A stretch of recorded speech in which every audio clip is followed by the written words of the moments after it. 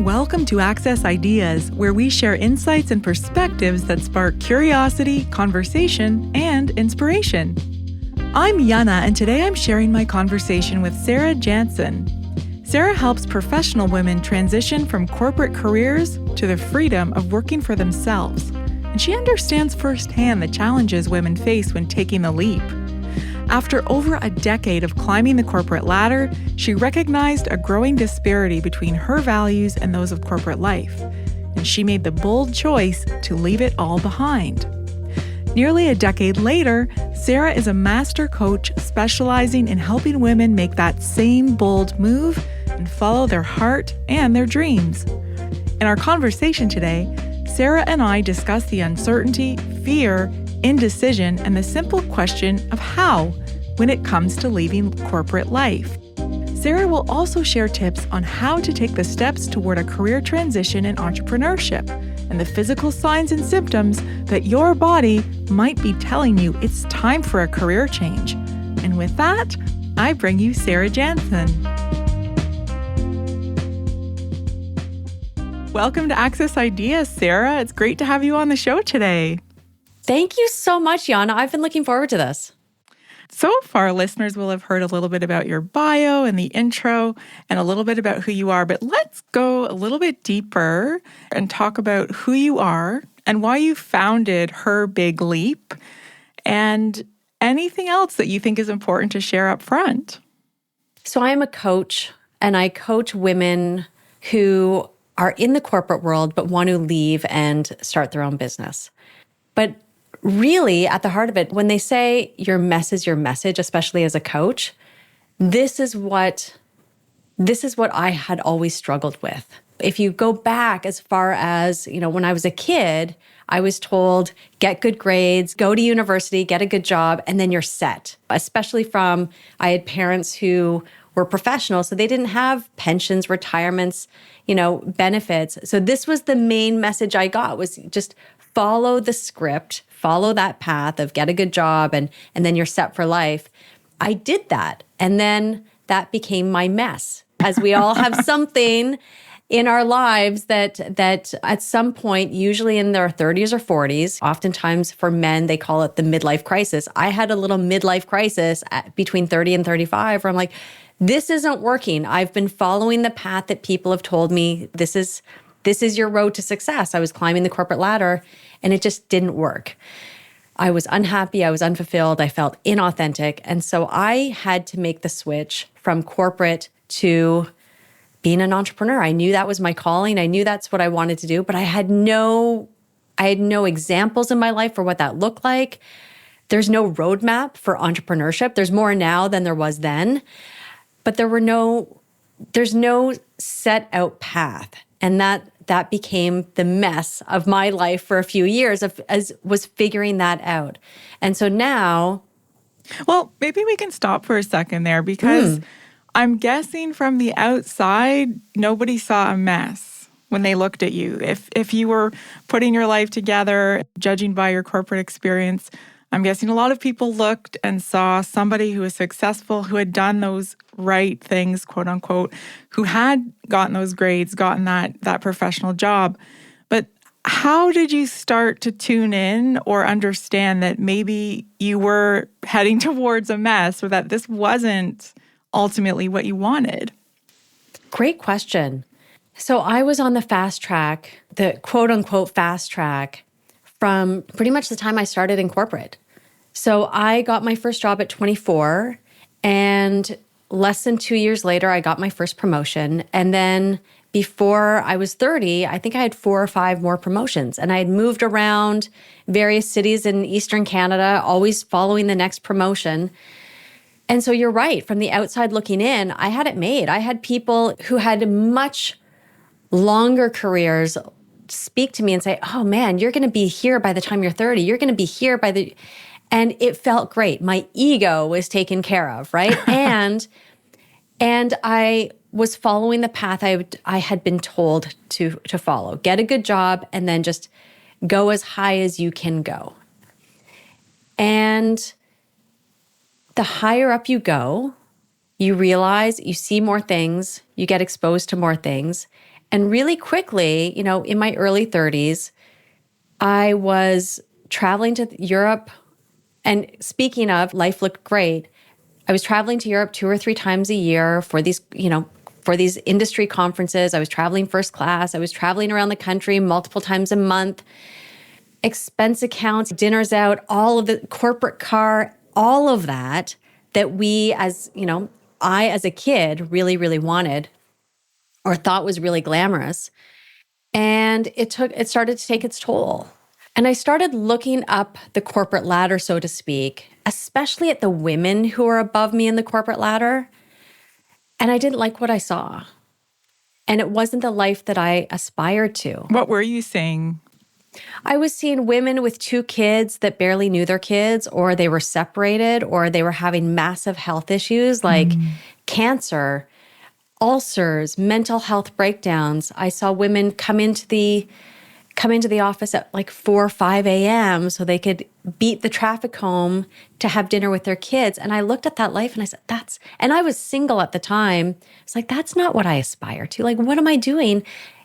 And at the same time, I had been promoted or shuffled around enough times that I had a series of bosses that I didn't necessarily admire or respect or get along with, for that matter.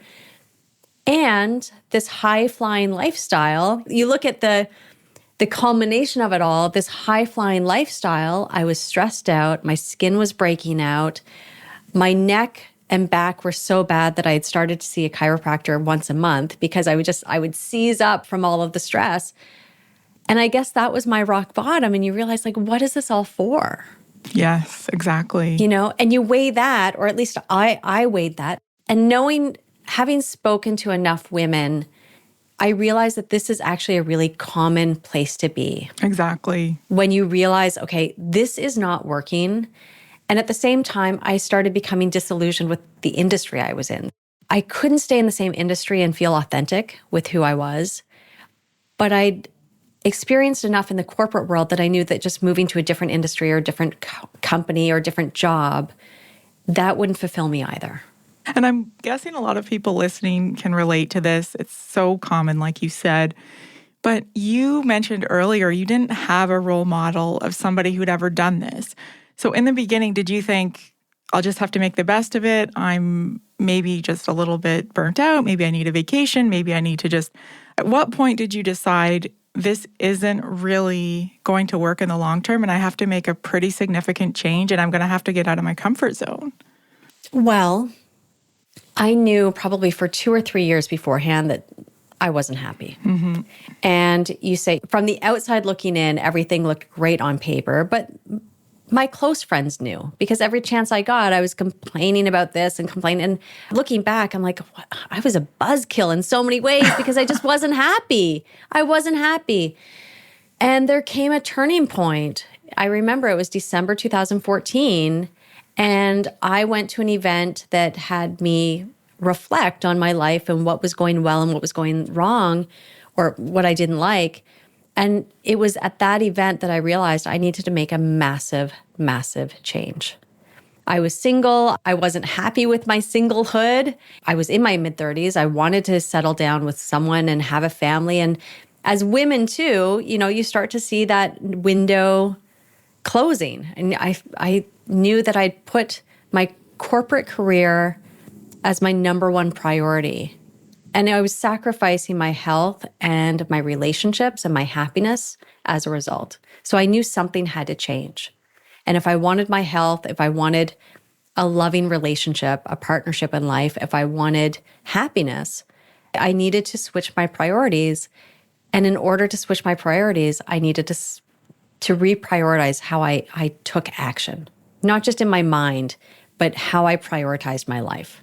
And how long of a period would you say this was where you initially started to feel signs of doubt, maybe a bit of physical decline? You sensed you were a buzzkill when you were out with friends. How long did all of that take before you decided to take action? Probably 2, I would say 2, maybe 3, but probably 2 years of really feeling unhappy in where I was, but not knowing what else was out there. And I think there are many women, most women go through the same phase where you go through this phase, things aren't great, but in your mind you think, oh, well, with the next promotion, it'll get better. This boss isn't great, but with the next boss, my life will just be better. And I did that for enough times, but I went through a couple bosses. I went through 2 or 3 bosses and nothing got better. You can say it was the bosses, you could say it was the industry, but the only common denominator was me. And so I knew it was me. And then, of course, there's always a rock bottom when you're like, okay, enough is enough. And after 2 or 3 years, I got to that point where I realized I was really looking in the mirror and I said, enough is enough. And this is a really common journey that people go on. And sometimes it takes 2, 3 years. Sometimes it takes 10 years. I talk to lots of women now who they said, I've always known that this isn't the best career for me. There's always been something in the back of my mind, or the past 10 years just haven't been great. Wow. Well, one of the reasons I wanted to have you on today, Sarah, is you can really help women save time when it comes to expediting the decision-making, because like you just mentioned, there are people who've had that sense for 10 years or more that this just isn't their best life in any sense of the word. And yet, I'd say 2 or 3 years seems fairly common. I don't think that's uncommon when people are trying to transition, but certainly you're here to try and help prevent that 10-year delay in decision-making. And maybe we can talk a little bit about some of the specific clues that our body starts to tell us. You've mentioned ongoing chronic issues with your back and your shoulders. This is a telltale series of signals or signs that our body gives us. Let's talk a little bit about that based on your experience working with clients and in terms of what do our bodies tell us that indicate something needs to change? That's a great question. And I love the way you phrased that question because you've answered it within the question.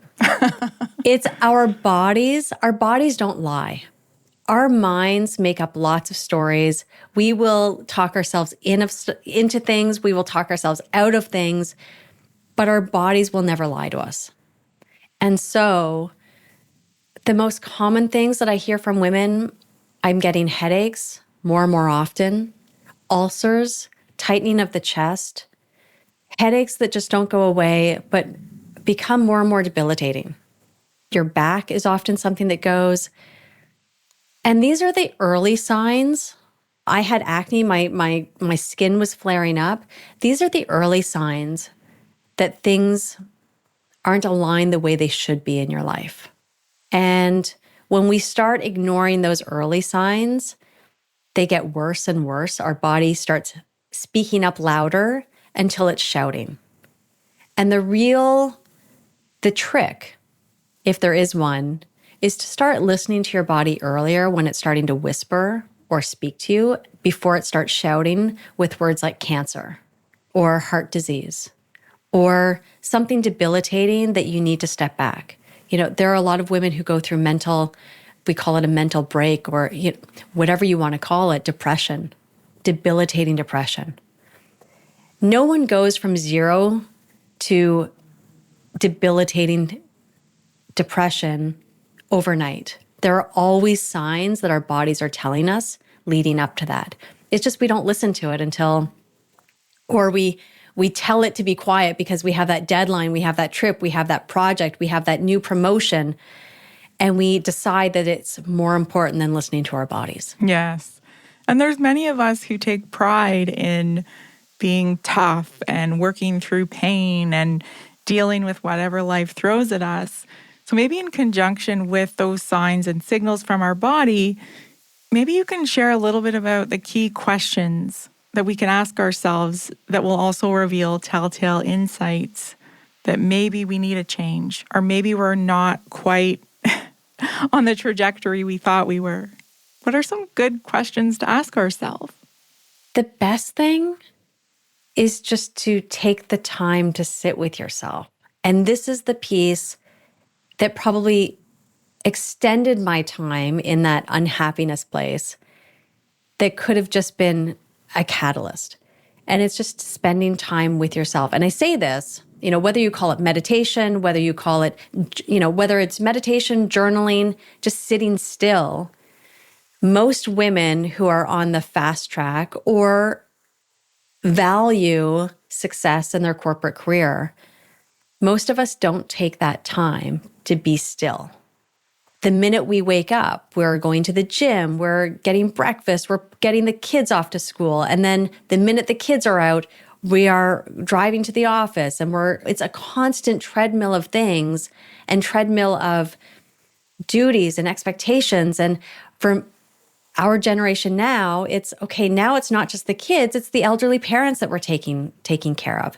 I hear this so often, is that there are so many expectations and duties and obligations that we don't have time for ourselves. And I'm not talking about time for yourself to get your nails done or, to get the facial. It's we don't have time for ourselves to listen to ourselves think. And those examples you just listed might be what we compensate with because we think that's how I treat myself. That will help offset the stress.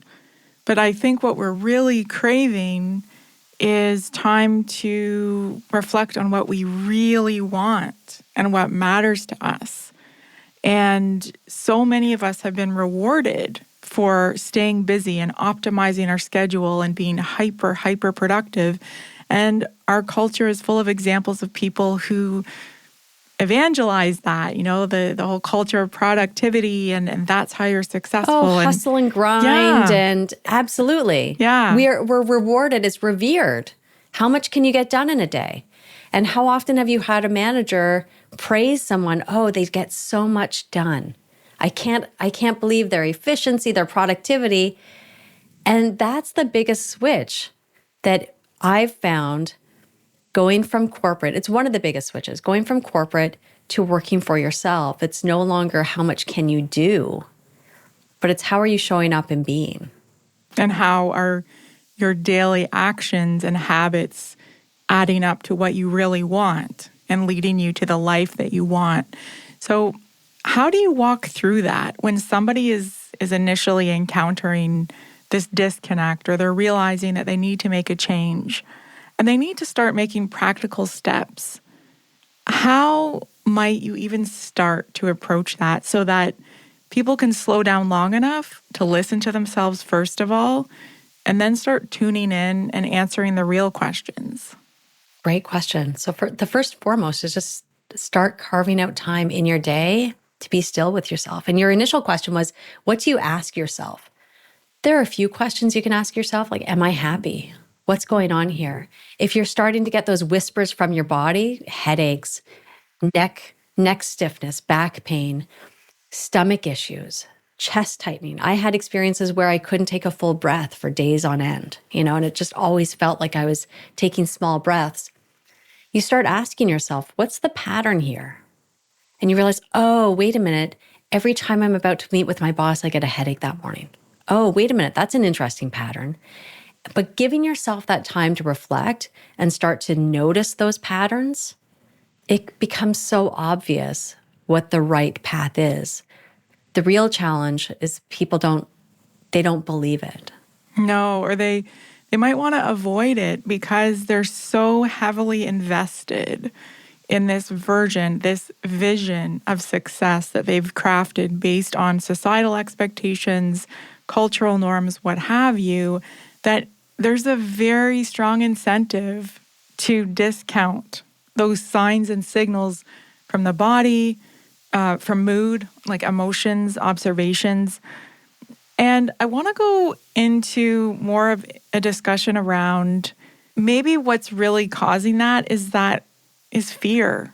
It's a fear of either failing, and what's tied to that, I think, and you've talked about this before, is dreaming too big. It's one thing to look at a corporate ladder and say, there is a well-defined journey.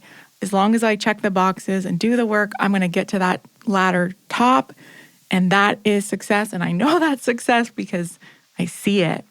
But I think what is perhaps a much scarier question while being liberating is to look at what you want and start to hone in on what matters and then craft a journey for yourself. That's terrifying for many of us because it feels limitless. It feels unrealistic. It feels, to what you were saying earlier, Sarah, like there's no role models or examples of that. So how do I figure it out without a role model or example? What do you think are some of the other reasons that we get held back or that we worry about dreaming big for ourselves and really looking at what is possible? Well, it's interesting. I mean, we speak of it for humans, but you look at any animal. Now, I love watching animal and nature movies and videos, and that's a quirk of mine. But if you watch a video of a wild animal, but who has only ever known captivity, so an animal that was captured young and then kept in captivity, had only known a cage or a small confine for most of its life, and then humanity steps in and says, okay, we're going to let it free. And you watch these videos of these predatory animals, lions or tigers, or you see them being taken to the wild. Their cage is unlocked, the doors swing open, and one of two things happen. Either it stays put and doesn't leave the cage because it's afraid of this wide open expanse, or it takes a few steps out and then cowers back in the cage. Because again, you're right, this limitlessness, this freedom, it can be very overwhelming. There are too many possibilities. And the biggest thing is it takes us out of our comfort zone.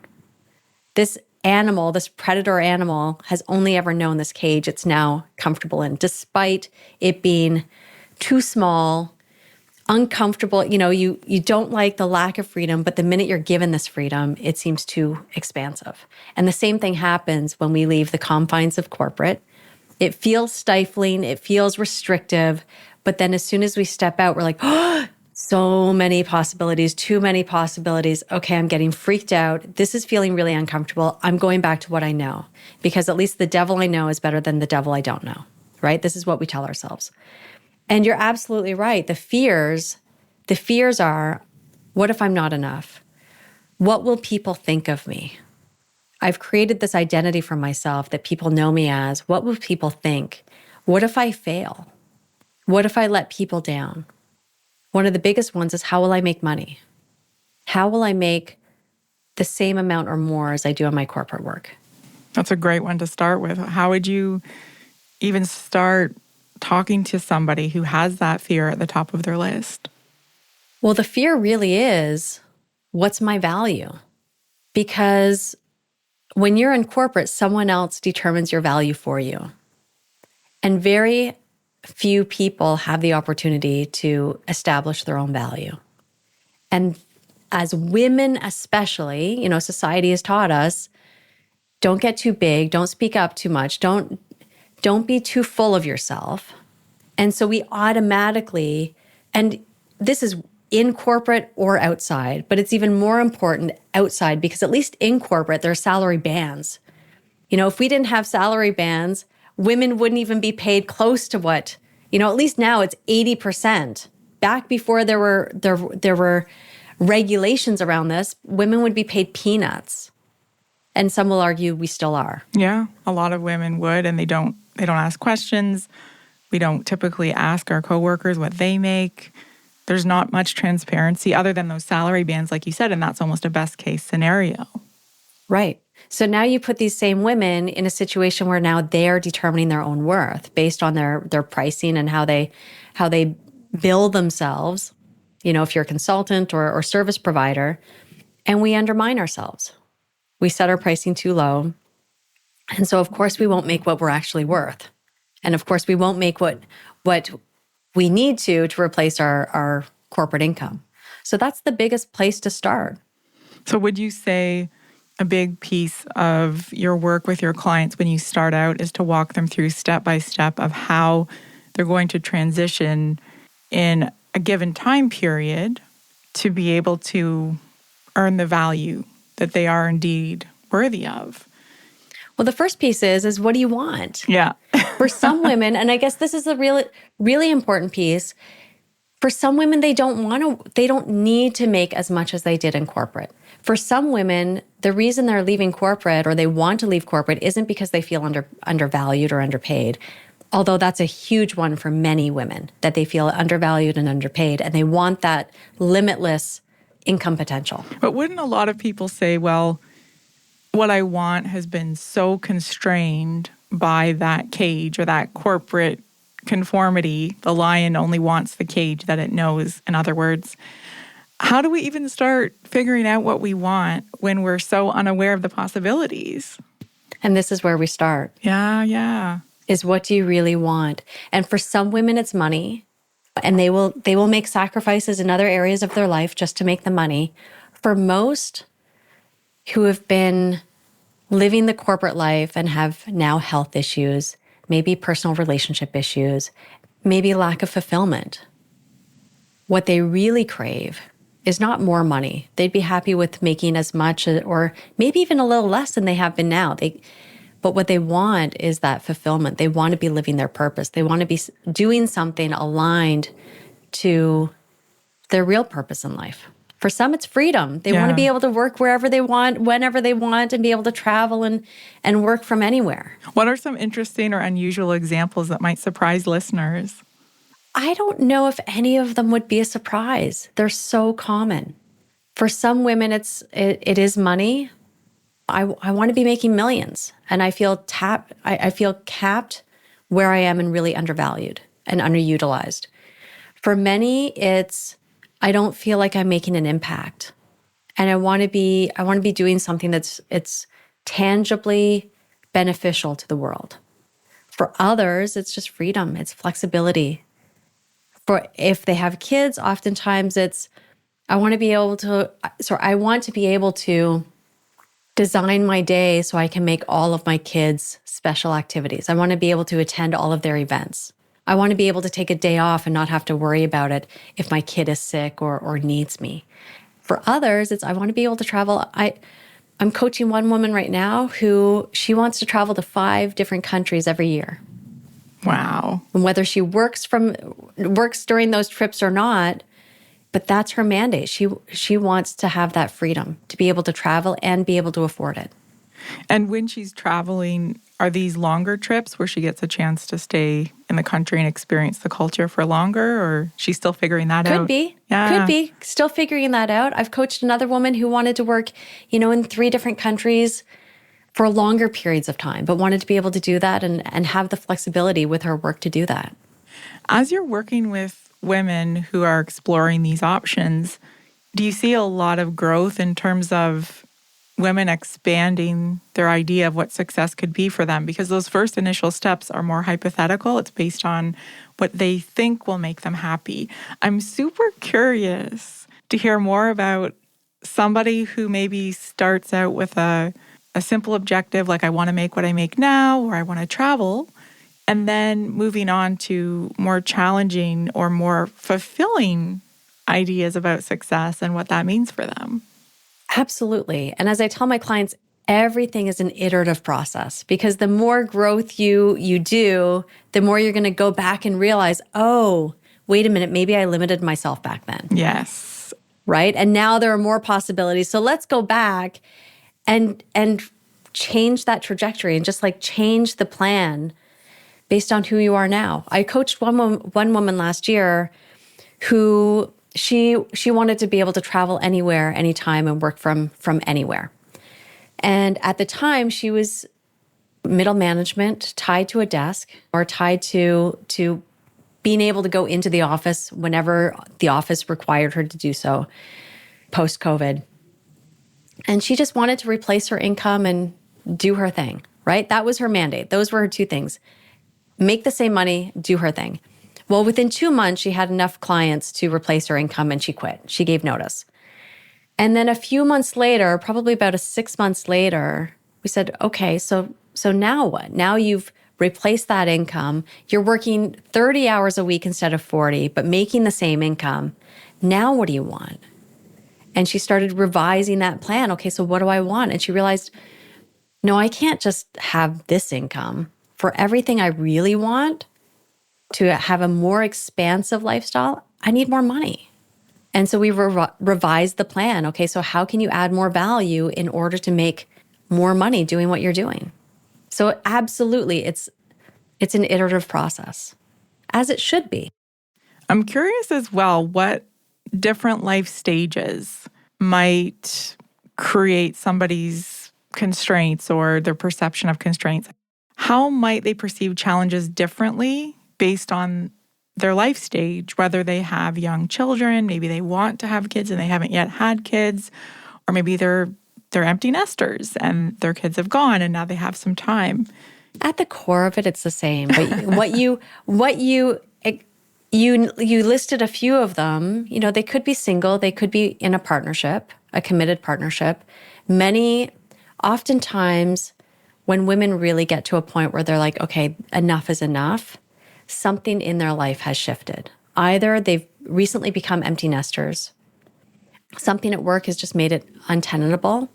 Sometimes it's, okay, now the kids are at school, so I have time during the day to spend doing something else. Or their kids are a little more independent, so they have that time to do something else. Sometimes it's divorce. And that is reason enough for women to say, okay, so now what do I really want? Because our routines, our habits, our patterns shift. And so it's an opportunity to shift a lot more things.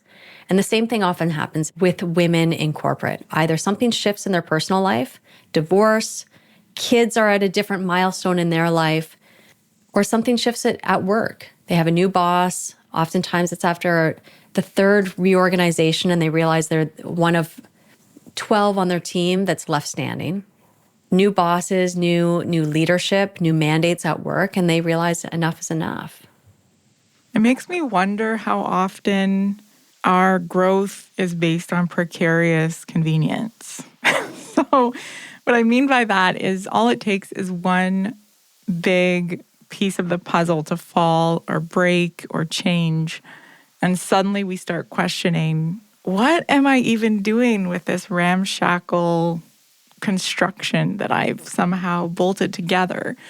So some of these big life events like divorce, like becoming an empty nester, they're natural opportunities for people to pause and reschedule their lives because they have to. There's just a totally different logistic situation, different demands on their time. What are some surprising or unusual insights that people might bring to you and say, you know, I've suddenly experienced this change in my life, and now I realize X, or now I know that 100% I need to make a change? Is that typically how it happens, or is it just as often a series of changes? We are creatures of comfort. Yeah. We love our comfort.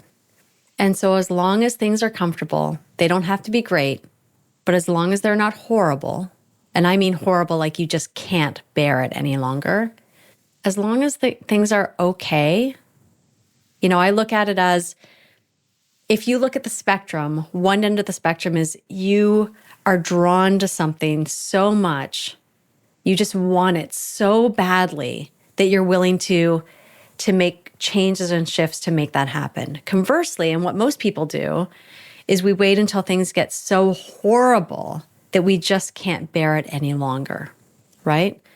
The worst place to be is in the middle, where things aren't great, but you're somehow making it work. They're not great, but you're optimistic that it'll get better, or you know what, I can bear it for another year, and then 5 years later, you're still bearing it. That's what I call the no man's land. Yes. And that's where most people exist. That seems really sad. They're trudging through life. It is. It really, really is, because we are living the same programming as our parents and their parents before them. And we're going through the motions, going through life, doing what we think is expected of us or what we're told is success without really thinking about it ourselves. And that is where most people exist. And to make that shift, unfortunately, things usually get really, really bad before people. They don't have to. You can absolutely make this shift and make this leap before things get really, really bad. And do I recommend that? Absolutely. It makes things so much easier before your health gets in the way, before your relationships have suffered, before before you've run out of money. Mm-hmm. It makes it so much easier to make that transition to what you really, really want. Unfortunately, and this is just the human condition, is oftentimes we wait until our health is screaming at us. Yes. Or our relationships have fallen apart because we've prioritized our corporate career before our relationships. How do we make this habit of avoiding too much comfort really a habit? Because I have a feeling this is something we do again and again. Well, I don't just have a feeling. The data shows this. We will always seek out a certain homeostasis. And for some of us, that's more chaotic. For some of us, that's highly structured. But how do we build in the habits, the mindset, the thinking, the framework within our lives to keep us from getting too complacent and too comfortable? I think there's two ways. One, you can build the habit actively by always putting yourself or seeking things to make you feel uncomfortable. And that becomes a habit in and of itself, right? Whether that's rock climbing, traveling to different countries. As a kid, I traveled to different countries on my own where they didn't speak English. This was before the interweb. So, I'd be there with my translating dictionary, and it was really uncomfortable, but you build that muscle. The other way is not necessarily putting yourself in discomfort actively, but again, it goes back to spending time with yourself to really ask yourself the question, so what do I want? And the real question is, once you figure out what you want, what am I willing to give up to get that? That's a key question, I would say, because so often people know what they want, but they're not willing to compromise anything. That's it. And there will always be something you need to give up. Whether it's, I need to give up the security of a weekly paycheck or the certainty of a weekly paycheck. You might actually make more in the end, and you likely will, but it's the security of a weekly paycheck. It might be giving up limiting beliefs that you've been told since you were a kid. You're not enough. You'll never do much with your life. Who are you to think you're that much? A lot of women are saying, you're too much. Quiet down. Don't be too full of yourself. But to spend time with yourself, and maybe it's giving up those beliefs that you've been holding on to. Maybe it's giving up people in your life. Oh, that's a big one. If you look at, we are the average of the 5 people we spend the most time with. So look around, who are you spending the most time with? Is it Netflix? And these backstabbing, sarcastic characters on Netflix that you're binge watching, reality TV that's just full of drama. Do you need to give up your high school friends that you've kept in touch with, but all you do when you get together is gossip and talk about other people, or it's the race to the bottom, as I call it, when you're like, oh, well, you wouldn't believe what my husband did. Oh, well, my husband's this much worse.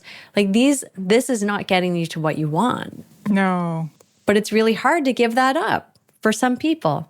It's almost like people are afraid to be seen as successful or afraid to be seen as happy because they assume that it will incur jealousy or that people won't like them. They won't fit in anymore. What are some examples of really common self-limiting beliefs that you've seen overcome with your clients? That I'm not enough, that there's not enough time, that a lot of it's scarcity. Scarcity mindset. Scarcity mindset, that could be with time, money, energy. Who am I? A lot of imposter syndrome. Who am I to do all this? What does that look like, though? What does it look like from somebody having the insight that I have a scarcity mindset around time, for example, to actively contesting that for themselves and breaking through to whatever the other side looks like? How does that process look? What does it feel like to somebody? Well, once they've broken through, it feels amazing. Sure. Sure. It feels light. You feel like you're floating. You feel light. You feel like you could take on the world. You could take on anything. Now, to get there, that's a different process. That's something else. And the biggest thing is just identifying it. For most people, they're afraid to even acknowledge it because even that introspection, taking that time to go inward, it's scary. Who knows what's lurking in those dark corners of my mind, right? So one, just acknowledging that this is a belief. And as one client said to me recently, but it feels so real. It feels like that's the truth. Of course it does. Any belief does. That's how we build our world. It's based on our beliefs. But do you think it also depends on whether somebody has a fixed mindset versus a growth mindset? Because I feel like this really differentiates a lot of people. If people have subscribed to this fixed mindset idea, they tend to believe that everybody is where they are through their own natural talents, and they tend to have more self-limiting beliefs around learning things or developing new skills because they've really grown up with this sense of, I wasn't born with creativity, or I'm not naturally good at being analytical, whatever it may be. So do you find that most of the people that you work with who are successful, that they're leaning toward that growth mindset already when they come to you? Because I just wonder how many people with a really fixed mindset will even allow themselves the thought, no, I could do something different. I don't have to be in this career that I'm unhappy with. Well, I know what you're saying about the fixed versus growth mindset, and that keeps it very binary. Yeah. And there's nuances there that you can still be on the path and have this global belief of growth mindset. So in theory, anyone could learn anything and do anything. But the common belief is, yes, she could, but not me. Right. So you could still, in theory, believe in the growth mindset, but have a fear that, oh, that's not possible for me. It's possible for other people, but not me. Because they believe that they're eternally limited or that they're fundamentally limited in some ways. Or they've been told that by parents or other mentors along their path. They've been told that they're limited. So how do they get out of that? How does somebody start to break away from that? Because you mentioned how great it feels, and that's a powerful incentive to think, wouldn't it be awesome to get to the other side of this limiting belief and know that I can overcome and conquer anything?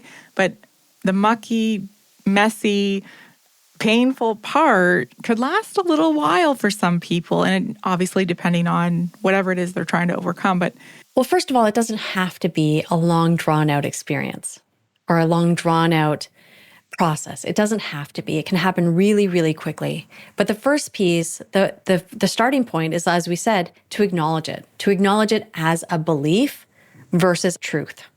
And I think that's the distinction that not everyone makes. We go through our life thinking, oh, well, this is the truth, instead of really interrogating it, to acknowledge it as a belief. And a belief can be changed. A fact can't. But a belief can be changed. And the notion that most of the things that we take for fact are actually beliefs. And so that's the first step, is to acknowledge it as for what it is. It's a belief, and it's a belief that I hold. The second is to interrogate it. Okay, so how is this belief serving me? Is it serving me? How is it not serving me?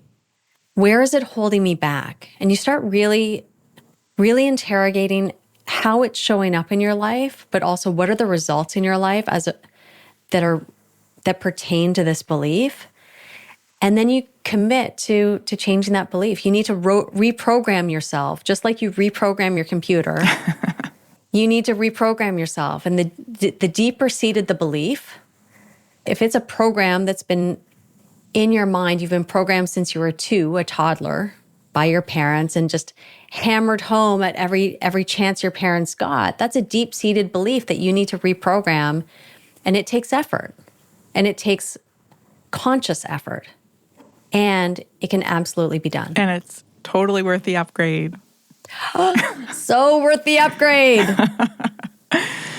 So worth it. Thank you for that. That's a great way to sum it up.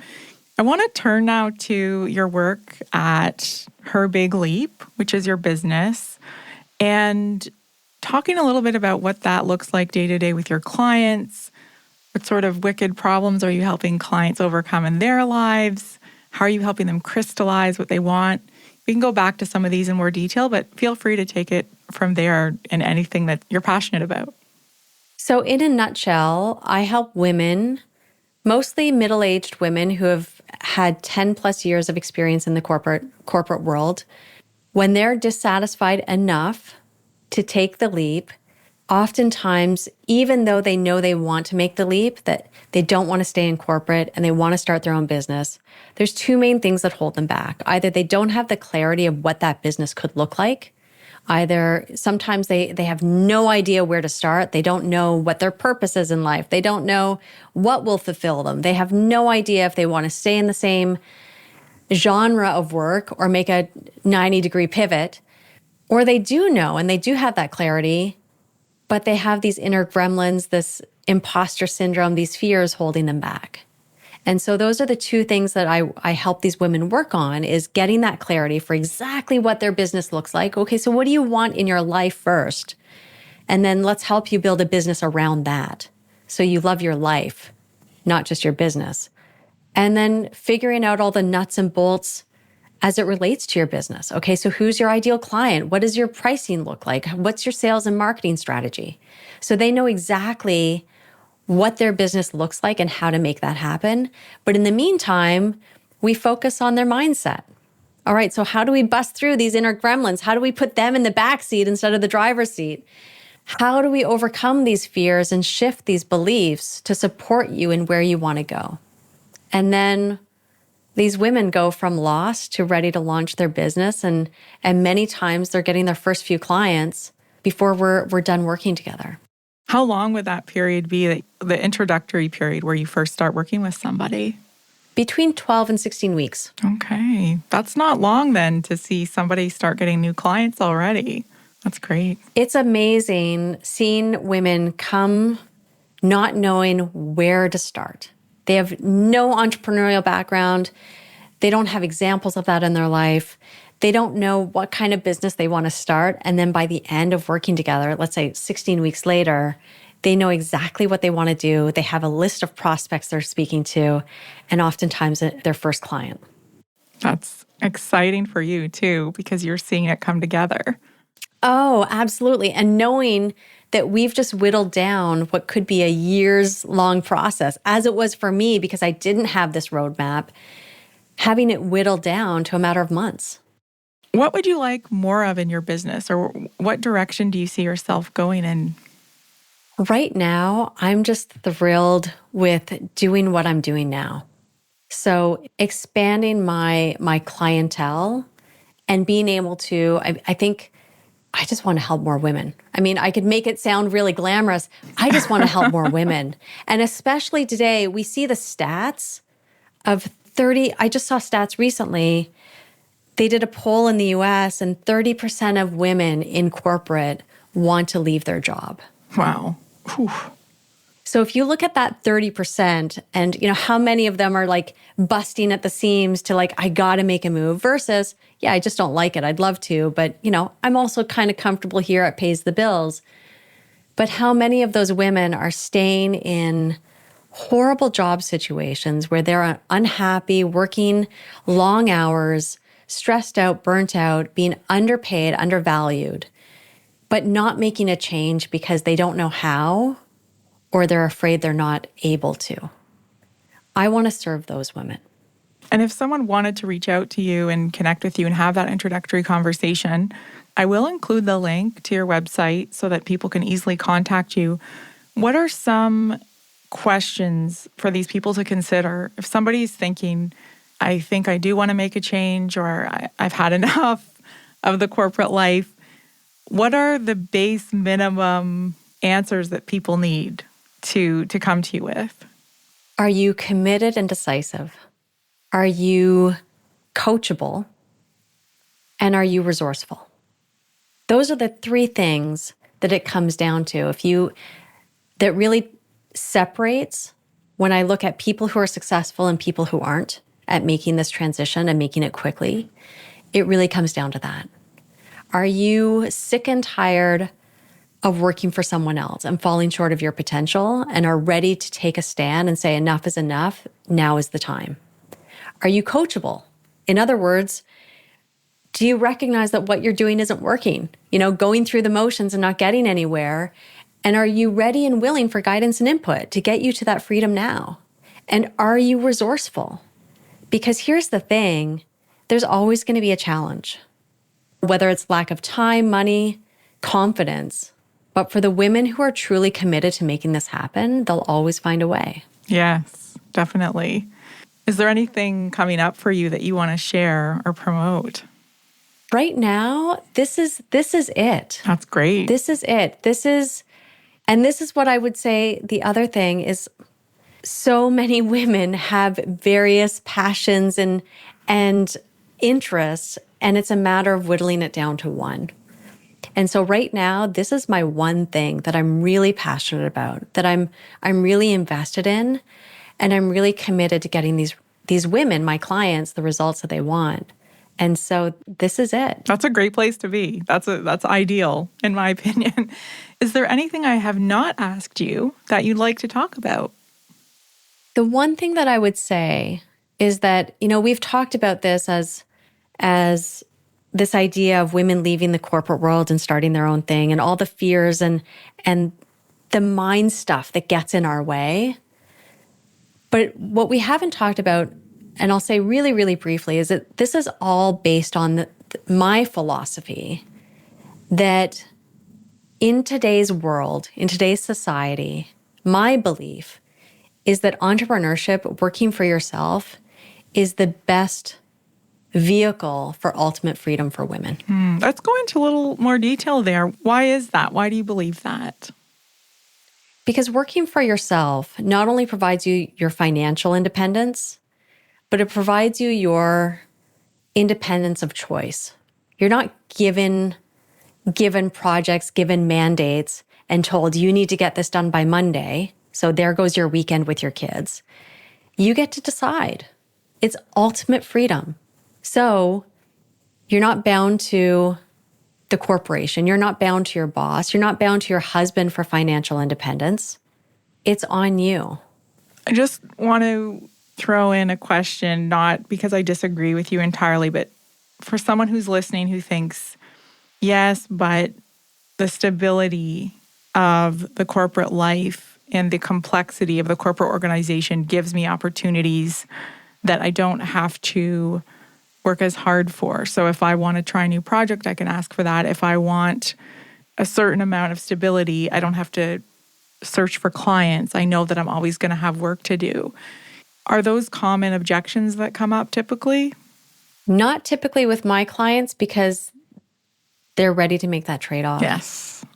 And I will say, my business is built on the platform of my philosophy that working for yourself is your ultimate freedom for women in today's world. And it's not for everyone. No. And so if you are a person, and I know many in my personal life who their family is their priority, they just want to work 9 to 4 or 8 to 4, 9 to 5. They want to be able to check out, not have to think about work.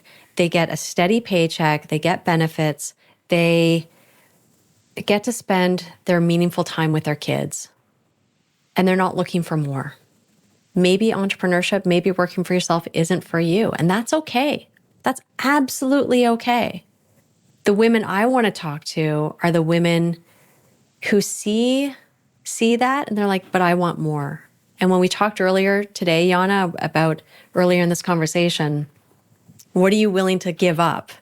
For many women, they're willing to give that up. Yeah. Oftentimes for the sake of more. And yes, there's a risk. And most often it pays off. Yes. And I want to add to that. You asked me a question in one of our previous conversations where, what is the risk of inaction? Like, I think we always assume we have a bias toward the status quo and keeping things as they are because, like you said earlier, that's the devil you know. But I think what can really shake people up sometimes is to take some time to think about what's the risk of not acting? What's the risk of keeping the status quo? If you were to ask people that question, do you feel like that is equally powerful in motivating them and incentivizing them to act? Look, you ask anyone, you ask people at the end of their lives, and they've done studies on this. You ask people at the end of their lives on their deathbed, what are their biggest regrets? It's never what they did. It's what they didn't do. Yes, that is fundamental. So oftentimes we need to fast forward. Okay, so when you're 65, when you're 85, sitting on a park bench, looking back on your life, what will be your biggest regret? Will it be going for following your heart and having some bumpy times? Or will it be staying safe and staying small and not going for it? I think that is an excellent question to leave listeners with, give some thought to. Thank you so much for coming on Access Ideas today. This has been a great conversation, Sarah. And if anybody out there listening is anything like me, you're thinking a lot about these things.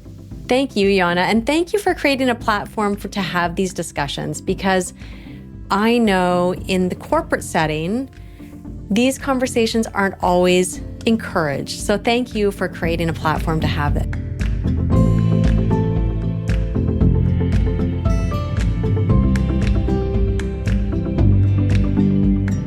If you love Access Ideas, we'd love for you to subscribe, rate, and review us on Podchaser via the link in our show notes, or wherever you happen to listen to podcasts. Tell your friends about the podcast too. Until next time, thanks for listening to Access Ideas.